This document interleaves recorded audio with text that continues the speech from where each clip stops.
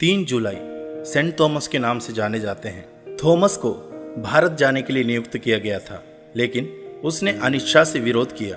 भले ही यीशु रात में उसे दिखाई दी।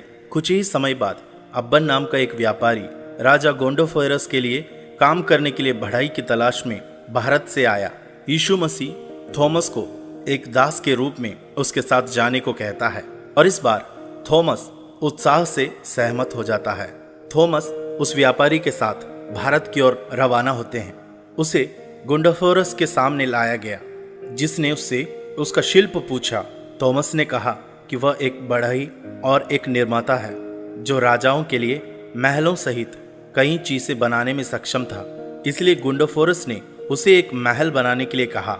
थॉमस ने उत्तर दिया कि वह महल के निर्माण के लिए सर्दियों के महीने की प्रतीक्षा करेंगे, जिसने गोंडोफोरस को चकित कर दिया, क्योंकि बाकी सभी ने गर्मी के महीने में बनाया था। लेकिन थॉमस ने जोर दिया और गोंडोफोरस ने उसे महल के निर्माण के लिए बड़ी मात्रा में धन दिया और महीने बीतने के साथ साथ उसे बड़ी मात्रा में धन और प्रावधान भोजन जारी रखा।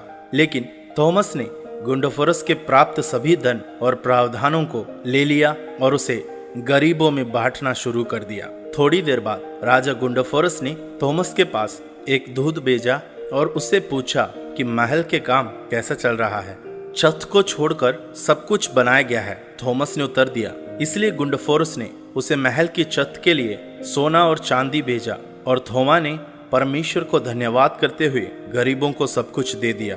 कुछ दिन बाद राजा शहर आया और महल के बारे में अपने दोस्तों और सहयोगियों से पूछताछ करने लगा। उन्होंने उसे बताया कि थोमा ने किसी महल के बारे में कुछ नहीं किया है, बल्कि वह पीड़ितों को बड़ी रकम देने और बीमारों को चंगा करने और नए परमेश्वर का प्रचार करने के बारे में सोचता रहा है। इस कारण राजा गोंडोफोरस के क्रोध भड़क गया और उसने थॉमस को बुला लिया। क्या तुमने मेरे लिए मेरा महल बनवाया है? उसने पूछा। हाँ, प्रेरित ने कहा। तो मुझे दिखाओ, राजा ने कहा। तब थॉमस ने सिर हिलाया। आप इसे अभी नहीं देख सकते हैं, आप इसे केवल तभी देख पाओगे जब आप इस दुनिया से चले जाएंगे। निश्चय ही राजा का क्रोध बहुत बढ़ गया था। थॉमस को जेल में डाल दिया गया और गोंडोफोरस ने फैसला किया कि वह उस प्रेरित को जिंदा मार देंगे। इसी बीच राजा का भाई गाद गंभीर रूप से बीमार हो गया और उसकी मृत्यु हो गई। राजा अपने भाई से प्यार करता था और बड़े दुख के साथ उसके शोक की तैयारी करता था। हालांकि जब वे उसके शरीर पर दफनाने के कपड़े डाल रहे थे, गाद फिर से जीवित हो गया। राजा बहुत खुश हुआ और अपनी तरफ दौड़ा।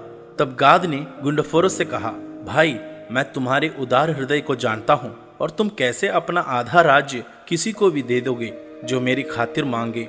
मैं विनती करता हूँ कि आप मुझे एक अनुग्रह प्रदान करें। और गोंडोफोरस ने गाद से कहा, कुछ भी मांगो और मैं उसे दूंगा। तब गाद ने कहा, हे भाई, मुझे अपना महल स्वर्ग में बेच दे।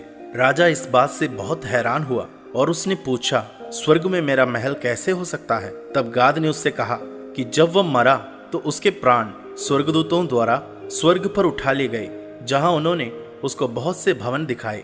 अंत में वे एक ऐसा व्यक्ति के पास गए जो विशेष रूप से सुंदर था और गाद ने स्वर्गदूतों से इस खूबसूरत महल के सबसे छोटे कमरे में रहने की अनुमति मांगी, परंतु स्वर्गदूतों ने यह कहकर सिर हिलाया कि वह उस भवन में नहीं रह सकता। इसे थॉमस ने अपने राजा के लिए बनवाया है। तब गाद ने उस स्वर्गदूत से कहा कि मुझे अपने भाई के पास लौटा दे कि उससे भवन मोल ले, और उन्होंने उसे इसी उद्देश्य से लौटने दिया। तब गोंडोफोरस ने अपने भाई से कहा, भाई, उस विशेष महल को आपको बेचना मेरा अधिकार में नहीं है, लेकिन यदि आप ऐसा महल खरीदना चाहते हैं तो यह मेरी शक्ति में है कि मैं आपको इसे खरीदने का साधन दे दूं। इसलिए थोमा को गाद के लिए एक महल बनाने के लिए स्वतंत्र किया गया था, ठीक उसी तरह जैसे उसने गोंडोफोरस के लिए बनाया था। दोनों भाई मसीह बन गए और उन्होंने अपना अधिकांश जीवन गरीबों को उनके शासन में राहत देने के लिए समर्पित कर दिया, क्योंकि यह एक ऐसी खजाना है जिससे सबसे अच्छा महल बनाए जाते हैं। इसके बाद थॉमस दूसरी जगह की ओर यात्रा करता है और उपदेश देने और दुष्टात्मा को बाहर निकालते हुए और यीशु मसीह के नाम से चमत्कार करने के बाद और उसे अंत में राजा मिस्दियस के द्वारा जेल में डाल दिया जाता है। थॉमस प्रार्थना करता है क्योंकि उसे 4 रक्षकों द्वारा उसकी मौत के लिए ले जाया जाता है, जो उसे भाले से उन्हें मार देता है। हालांकि थॉमस की कुर्बानी भारत की पश्चिम तट पर नहीं बल्कि उपमहाद्वीप के दूसरी तरफ दक्षिण पूर्वी शहर मायलापुर में बाद के चेन्नई के पास हुई थी।